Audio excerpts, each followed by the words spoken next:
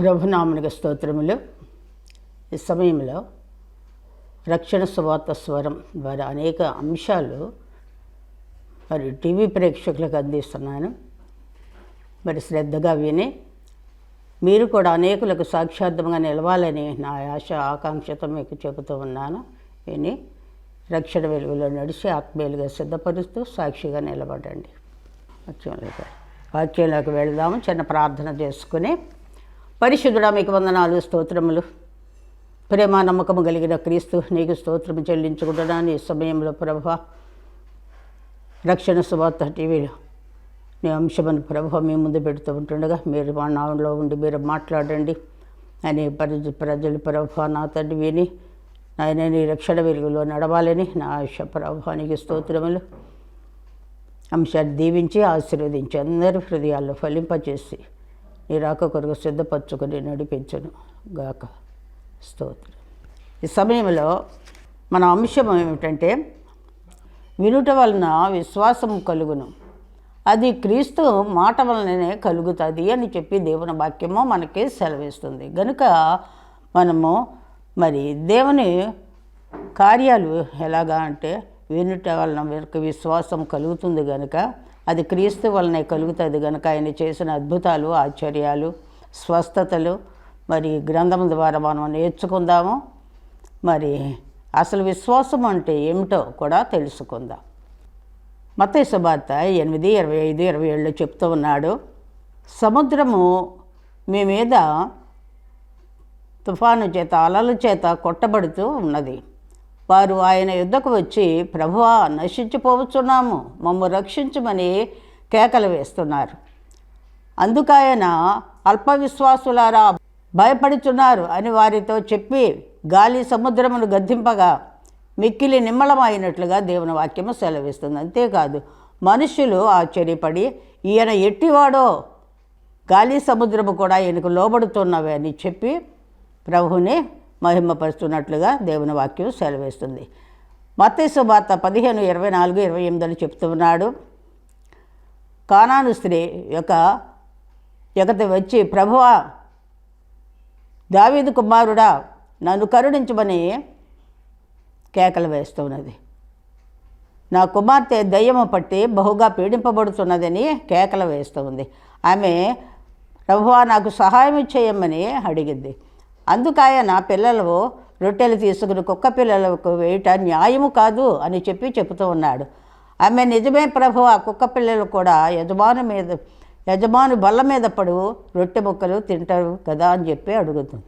అందుకు యేసు అంటున్నాడు, అమ్మా నీ విశ్వాసము గొప్పది, నీవు కోరినట్టే జరుగుతుంది అని చెబుతున్నాడు. కనుక వారి విశ్వాసము గొప్పదయ్యుండి మరి విశ్వాసము మరి ఎంతో వాళ్ళకి బలమైనదిగా ఉంటే ఆ కార్యాలు మరి తప్పనిసరిగా జరుగుతాయని దేవుని వాక్యము స్పష్టముగా చెబుతూ ఉన్నది. కనుక మత్తయి సువార్త 23:23 అంటున్నాడు, అయ్యో వేషధారులైన శాస్త్రులారా, పరిసయ్యులారా, మీరు పుదీనాలోను సోపు జీలకర్రలోను 10వ వంతు చెందించి ధర్మశాస్త్రముల ప్రధాన విషయాలను మరిచిపోతున్నారు, న్యాయమును, కనికరమును, విశ్వాసమును విడిచిపెట్టేస్తున్నారు అని చెప్తూ ఉన్నాడు. వాటిని మానక వీటినే చేయవలసి ఉండేను అని చెప్తున్నాడు. కనుక న్యాయము, కనికరము, విశ్వాసమును విడిచిపెట్టకూడదు, అవే చేయాలి. కానీ ఈ సూపలోను జీలకర్రలో కూడా 10వ వంతు చెల్లించకూడదు అని చెప్తూ ఉన్నాడు. అలాగే మత్తయి సువార్త 21 చెప్తూ ఉన్నాడు, ఆయన ఆకలిగొని అంజూరపు చెట్టు దగ్గరకు వెళ్ళి ఆ చెట్టు ఆకు తప్ప మరేమీ కనబడలేదట. నీవు కాపు కాయకుందువు గాక అని ఆ చెట్టును శపించినట్లుగా దేవుని వాక్యము సెలవిస్తుంది. శిష్యులు అది చూచి ఆశ్చర్యపడ్డారట. ఎందుకంటే ఆ చెట్టు ఎండిపోయినది గనక.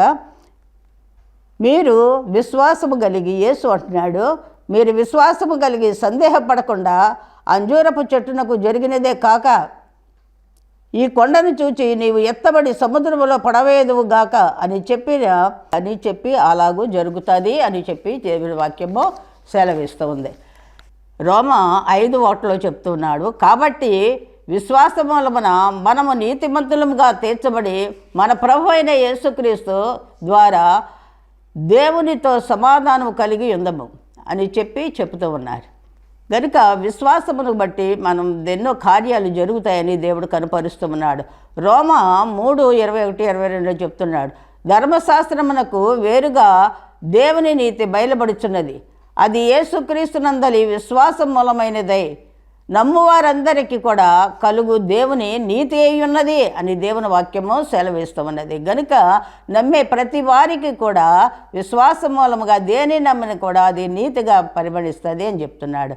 3:7-9 చెప్తున్నాడు గలతీ, కాబట్టి విశ్వాస సంబంధులే అబ్రహాము కుమారులని మీకు తెలుసుకొనుడి. విశ్వాస సంబంధులే అబ్రహాము కుమారులట. విశ్వాస మూలముగా అన్యజనులను నీతిమంతులుగా తీర్చాడట దేవుడు.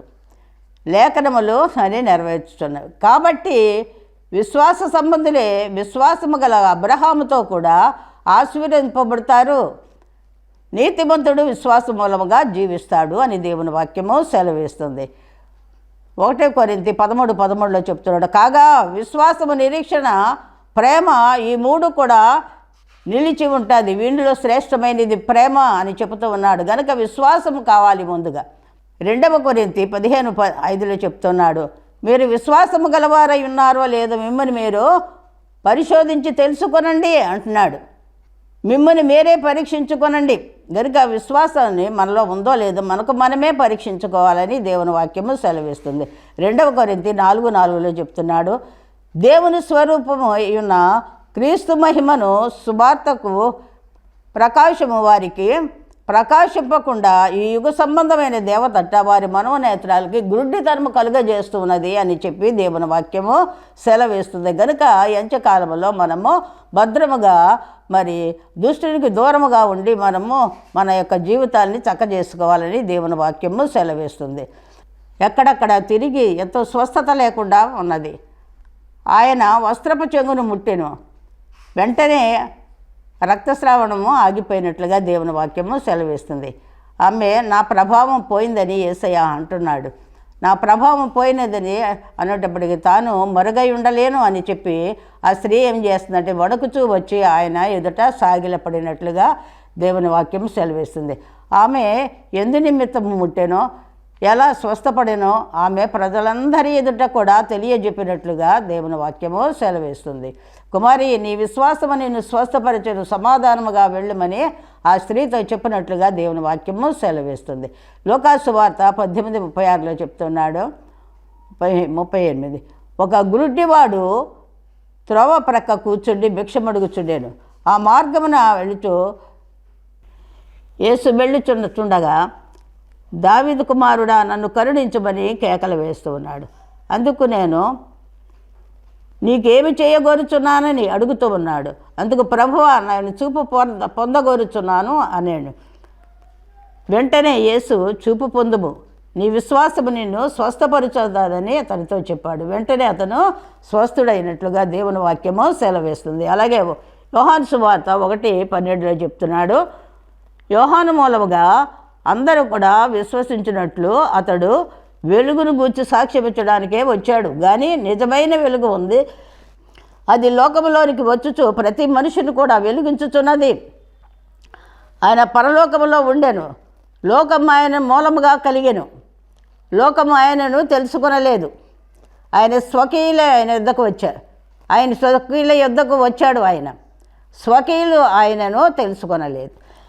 తను ఎందరు అంగీకరించుదరో వారందరూ కూడా దేవుని పిల్లలగుటకు, తన నామమందు విశ్వాసం ఉంచు వారందరికీ కూడా దేవుని పిల్లలగుటానికి ఆయన అధికారం ఇచ్చినట్టుగా దేవుని వాక్యము సెలవిస్తూ ఉన్నది.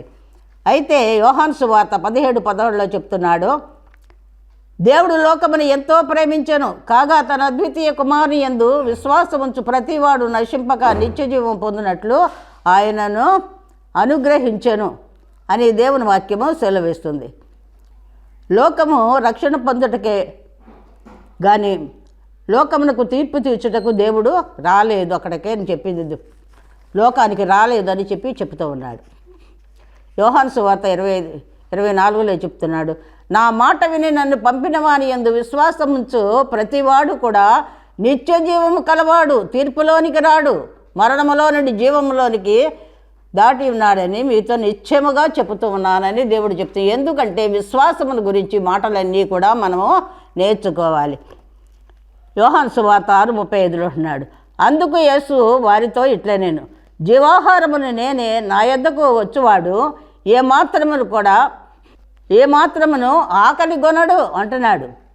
నా యందు విశ్వాసం ఉంచువాడు ఎప్పుడు కూడా దప్పికొనడు అని చెప్తున్నాడు. కనుక ఆయన యందు విశ్వాసం ఉంచితే మనము మరి నిజముగా మనం ఆత్మీయముగా దప్పిక గుణము ఆకలి గుణము అని చెబుతున్నాడు. యోహాను సువార్త 7:38 నా యందు విశ్వాసం ఉంచువాడెవడో లేఖనము చెప్పినట్లు వాని కడుపులో నుండి జీవజల నదులు పారతాయి అని చెబుతూ ఉన్నాడు. కనుక విశ్వాసము మనలో ఉన్నప్పుడు అని పొందగోరినంత దేవుడు ఏం చెప్తున్నాడంటే దేవుని ఆత్మ మనలో ఎలా నివసిస్తుందో చెబుతూ ఉన్నాడు ఈ మాటలు. తిమోతి 1:5 అంటున్నాడు, ఉపదేశానుసారం ఏదనగా పవిత్ర హృదయం నుండి మనస్సాక్షి నుండి నిష్కళంకమైన విశ్వాసము నుండి కలుగు ప్రేమయే అని చెబుతూ ఉన్నాడు.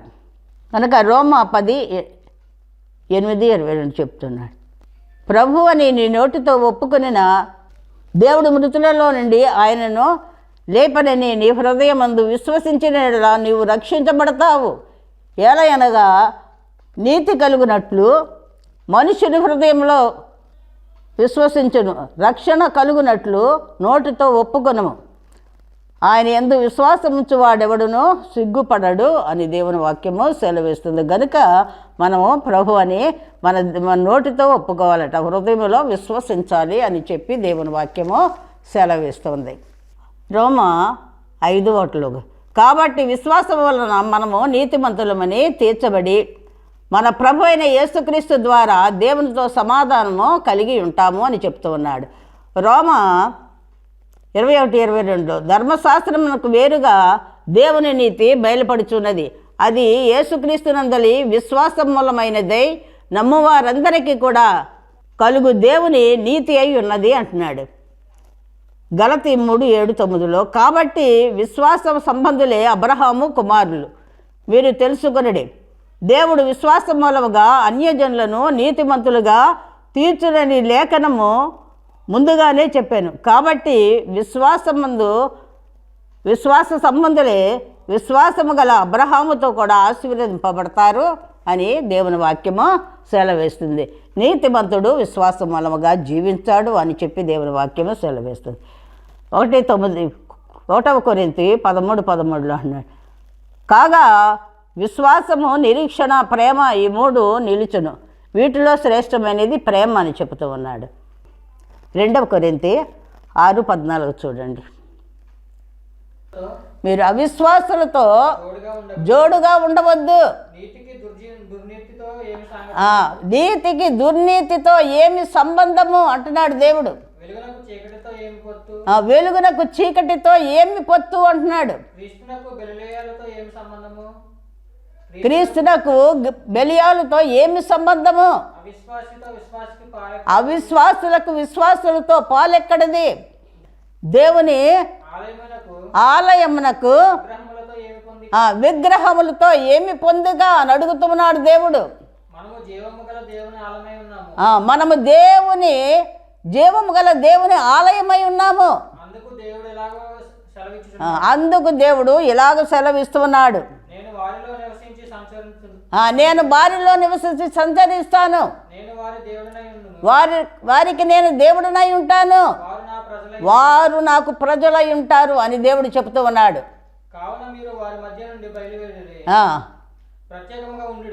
వారిలో నుంచి మీరు బయలు వెళ్ళి ప్రత్యేకముగా మీరు జీవించాలి అని దేవుని వాక్యము సెలవిస్తే, వారితో మనకు పొత్తు లేదు అని చెప్పాడు కనుక మనము ప్రత్యేకముగా జీవించాలి అని నేర్పిస్తూ ఉన్నాడు.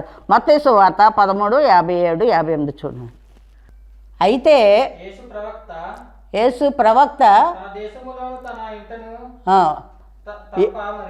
యేసు అంటున్నాడు, ప్రవక్త నా దేశంలోను తన ఇంటను తప్ప మరి ఎక్కడ కూడా ఘనహీనుడు కాడు. వారితో చెప్పాను, వారి యొక్క అవిశ్వాసమును బట్టి ఆయన అక్కడ అనేకమైన అద్భుతాలు చేయలేకపోయాను అని చెప్తూ ఉన్నాడు. గనుక మరి నిజముగా మనకి విశ్వాసంతో కూడిన జీవితం అంటే అనేక కృపల మేలులు అందించే దేవుడు. మరి ఇక్కడ చెప్తూ ఉన్నాడు మత్తయి సువార్త 14:28-31 చూడండి. పేతురు ప్రభువా, నీవైతే నీళ్ళ మీద నడిచి నేను నీళ్ళ మీద నడిచి నీ యొద్దకు నాకు సెలవయ్యి అంటున్నాడు. ఆయన రమ్మనగానే పేతురు దోణి దిగి దేవుని దగ్గరికి వెళ్ళటానికి నీళ్ల మీద నడిచినట్లుగా అది అతడు ఆ గాలిని చూసి భయపడుతూ ఉన్నట్లుగా దేవుని వాక్యము సెలవిస్తుంది. వెంటనే చేయి చాపి అతను పట్టుకునే, అల్ప విశ్వాసి నువ్వెందుకు సందేహపడుతున్నావు అతనితో చెప్పాడు దేవుడు. వారు దోణి ఎక్కినప్పుడు గాలి అణిగెను. అంతటి దోణిలో ఉన్నవారు వచ్చి ఈయన నిజముగా దేవుని కుమారుడు అని చెప్పుకుంటున్నారు. వారు అద్దరికి వెళ్ళి చాలు. గనుక విశ్వాసము లేని అల్ప విశ్వాసం వారిలో ఉంది గనుక భయపడ్డారు. వెంటనే దేవుడు వారిని ధైర్యపరిచినట్లుగా దేవుని వాక్యము సెలవేస్తుంది. 8:24-27 చూడండి మత్తయి సువార్త. అంతట సముద్రము మీద తుఫాను లేచి అది అలల చేత కప్పబడినట్లుగా దేవుని వాక్యము సెలవిస్తుంది. అప్పుడు ఆయన నిద్రిస్తూ ఉన్నాడు. ఆ టైంలో ఆయన యొద్దకు వచ్చి, ప్రభువా మేము నశించిపోతున్నాము, మమ్మల్ని రక్షించుము అని కేకలు వేస్తూ ఉన్నారు. అందుకాయన అల్ప విశ్వాసులారా మీరెందుకు భయపడుతున్నారు వారితో చెప్పి లేచి గాలిని సముద్రాన్ని గద్దించాడు. వెంటనే కూడా సముద్రము నిమ్మళమైపోయింది కనుక వారు ఎంతో సంతోషించి ప్రభువుని స్తుతించినట్టుగా దేవుని వాక్యము సెలవిస్తూ ఉన్నది. కనుక ఇర్మియా 31:22 చూడండి. ఆయన అపవాది అవిశ్వాసులైన వారి మనోనేత్రకు గురుడితనం కలిగిస్తుంది కనుక అల్ప విశ్వాసం అనేది మనలోకి వస్తుంది కనుక ఇక్కడ అంటున్నాడు దేవుడు. చదువు. నీవు ఎన్నాళ్ళు ఇటు అటు తిరుగులాడుదువు విశ్వాసఘాతుకులారా, యెహోవా నీ దేశములో నూతనమైన కార్యము జరిగించబోతున్నాడు, స్త్రీ పురుషుని ఆవరించదు అని దేవుని వాక్యము సెలవిస్తుంది. కనుక దేవుడు నూతనమైన కార్యాలు జరిగిస్తానని చెబుతూ ఉన్నా కూడా మనం అల్ప విశ్వాసంతో ఉంటున్నాము కనుక దేవుడు అంటున్నాడు ఇంతవరకు అల్ప విశ్వాసాన్ని చెప్పిన దేవుడు విశ్వాసఘాతుకులారా అని చెబుతూ ఉన్నాడు. ఇక్కడ అంటున్నాడు హెబ్రీ 3:12 చూడండి. సహోదరులారా జీవము గల దేవుని విడిచిపోవునట్టి విశ్వాసము లేని భ్రష్ట హృదయము మీలో ఎవరు ఎందన్నదేమో ఒకవేళ ఉన్నదేమో అది మనం జాగ్రత్తగా చూసుకోవాలి. భ్రష్ట హృదయం లేకుండా జాగ్రత్తగా చూసుకోవాలని దేవుడు చెప్తున్నాడు. ఎందుకంటే విశ్వాసంలో ఉంటే దేవుడు ఎంత గొప్ప కార్యాలు చేస్తాడో, విశ్వాసం లేకపోతే ఎంత బలహీనమైతే దేవుని వాక్యం ద్వారా మనం నేర్చుకున్నాం. హెబ్రీ 10:21-22 చూడండి. దేవుని ఇంటి పైన మనకు దేవుడు గొప్ప యాజకుడు ఉన్నాడు గనుకను మనస్సాక్షి కల్మషమును ప్రోక్షింపబడిన హృదయాలు కావాలి. నిర్మలమైన ఉదకముతో పానము చేసిన శరీరములు గలవారునై ఉండాలట. విశ్వాస విషయములో సంపూర్ణ నిశ్చయత కలిగి యథార్థమైన హృదయముతో మనము దేవుని సన్నిధి దేవుని సన్నిధానాన్ని చేరుకోవాలి అని దేవుని వాక్యము సెలవిస్తుంది. 37 అదే అధ్యాయంలో 37, 39 కూడా సార్. ఇక కాలము బహు కొంచెముగా ఉన్నది, వచ్చుచున్నవాడు ఆలస్యము చేయక త్వరగా వస్తాడు అని చెప్తూ ఉన్నాడు. నా యొద్ద నీతిమంతుడెవడును విశ్వాస మూలముగా జీవించును గాని అతడు వెనుక తీస్తే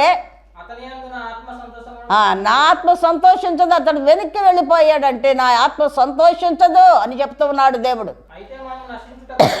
అయితే వారు నశించుటకు వెనుక తీయవారము కాము గాని ఆత్మలను రక్షించుకొనడానికి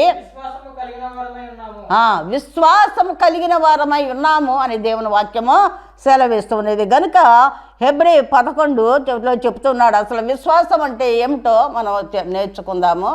అయితే ఇక్కడ చెప్తూ ఉన్నాడు, విశ్వాసమును బట్టి హేబేలు కయీను కంటే శ్రేష్టమైన బలి దేవునికి అర్పించినట్లుగా దేవుని వాక్యము సెలవు. దేవుడు అతని అర్పణలను గూర్చి సాక్ష్యం ఇచ్చినప్పుడు అతడు ఆ విశ్వాసమును బట్టి నీతిమంతుడని సాక్ష్యం పొందినట్లుగా దేవుని వాక్యము సెలవిస్తుంది. కనుక మరి ఇవి చెప్పడానికి సమయం లేదు కనుక మీరు 11వ అధ్యాయం అంతా మీరు చదువుకోవాలని కూడా మిమ్మల్ని ఆశిస్తున్న. పదే మీరు చదువుకోనండి. మోషేను గురించి చెబుదాము. ఇక్కడ 23వ వచనం, మోషే పుట్టినప్పుడు తల్లిదండ్రులు ఆ శిశువు సుందరుడట చూచి విశ్వాసమును బట్టి రాజాజ్ఞకు భయపడలేదట. 3 మాసములు అతన్ని దాచిపెట్టారట. మోషే పెద్దవాడైనప్పుడు విశ్వాసమును బట్టి ఐగుప్తుతనము కట్టే క్రీస్తు విషయమైన నింద గొప్ప భాగ్యమని ఎంచుకొని అల్పకాలము పాపభోగము అనుభవించుట కంటే దేవుని ప్రజలతో శ్రమ అనుభవించుట మేలు అని చెప్పి, ఎందుకంటే ఏలయనగా అతడు ప్రతిఫలముగా కలుగబో బహుమానము కొరకు అతడు ఎదురు చూస్తూ ఉన్నాడు. గనుక అతడు విశ్వాసమును బట్టి అతడు అదృశ్యుడైన వాణిని చూచుచున్నట్టు విశ్వాసం బట్టి అదృశ్యుడైన వాణ్ణి చూస్తూ ఉన్నాడు. గనుక అతడు ప్రతిఫలముగా కలుగబో బహుమానం కొరకు చూస్తూ ఉన్నాడు. గనక స్థిరబుద్ధి గలవాడే రాజాజ్ఞకు భయపడక ఐగుప్తుని విడిచి వెళ్ళిపోయినట్లుగా దేవుని వాక్యము సెలవిస్తుంది. అలాగే ఎన్నో విషయాలు ఎరుకోను ప్రదర్శన చేసి ఎరుకోను కూల్చినట్టుగా దేవుని వాక్యము సెలవిస్తుంది. విశ్వాసమును బట్టే అన్నీ కూడా జరిగించాడు. కనుక ఇక్కడ అంటున్నాడు, గిద్యోను, బారాకు, సంసోను, యెఫ్తా, దావీదు, సమూయేలు వీరందరికీ కూడా ప్రవక్తలను గూర్చి వివరించుటకు సమయము చాలదు. వారి విశ్వాసము ద్వారా రాజ్యములను జయించారట, నీతి కార్యములను జరిగించారు, వాగ్దానాలు పొందినట్లుగా దేవుని వాక్యము సెలవిస్తుంది. కనుక ఇక ఎన్నో విషయాలు ఉన్నాయి. మీరు చదువుకొని 11వ అధ్యాయం అంతా మీరు చదువుకోనండి. దేవుడు మిమ్మల్ని దీవించి ఆశీర్వదించును గాక. విశ్వాస సహితముగను ప్రకటించుడి యేసుని, విశ్వాస సహితముగను ప్రకటించుడి యేసుని, నిత్య జీవము చేపాటి సత్యవేదము చేబోనే, నిత్య జీవము చేపాటి సత్యవేదము చేబోనే, పవిత్ర హృదయములతో పోరాడుడి విజయముతో, పవిత్ర హృదయములతో పోరాడుడి విజయముతో, విశ్వాస సహితముగను ప్రకటించుడి యేసుని, నీతిని భక్తిని గోరి నిజమైన విశ్వాసులుగా, నీతిని భక్తిని గోరి నిజమైన విశ్వాసులుగా, ఓర్పున్ ప్రేమలే గలిగే ప్రకటించుడి యేసునే విశ్వాస సహితముగను ప్రకటించుడి యేసునే క్రీస్తు మనసు కలిగి సత్క్రియలను జరిగించే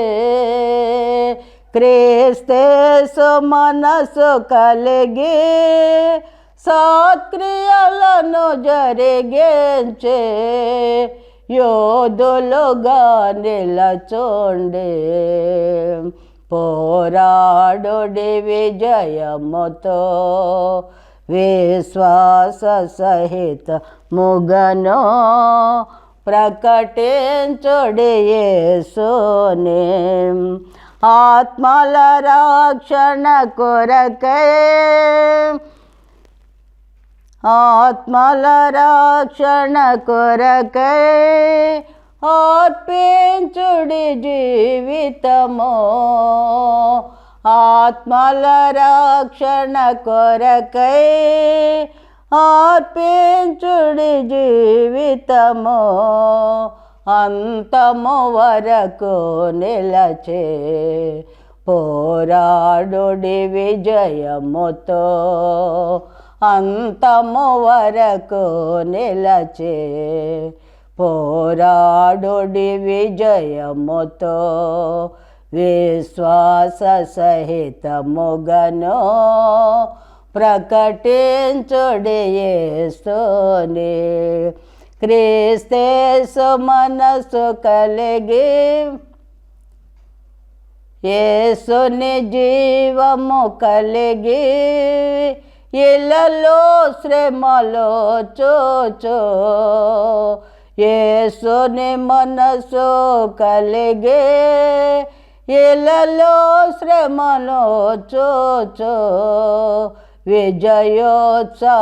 విజయోత్సాహముతోడా పోరాడుడి విజయముతో విశ్వాస సహితముగను ప్రకటించుడి యేసునే. Praise the lord. హల్లెలూయా. చిన్న ప్రార్థన చేసుకుని పరిశుద్ధుడా మీకు వందనాలు స్తోత్రములు. ఈ సమయంలో నాయన టీవీ ప్రేక్షకులందరితో మీరు మాట్లాడి ఉన్నారు నవి నీకు స్తోత్రములు. వారి విశ్వాసతను ఆత్మీయతలో ముందుకు సాగింప చేయండి. పరిశుద్ధాత్మతో నింపి నాయన నీతితో భక్తితో నిన్ను సేవించే ప్రజలుగా సిద్ధపరచుకునండి. అలాగే వారి అక్కర్లు గొడవలు ఇబ్బందులు సమస్యలు రోగముల నుండి కూడా విడుదల చేసి సంపూర్ణ స్వస్థతల కొరకు సిద్ధపరిచి నడిపించి దీవించమని యేసు పరిశుద్ధ నామములో శక్తి కలిగిన నామములో స్తుతించి ప్రార్థించి మహిమపరిచి వేడుకుంటున్నాను తండ్రి. ఆమేన్, ఆమేన్, ఆమేన్.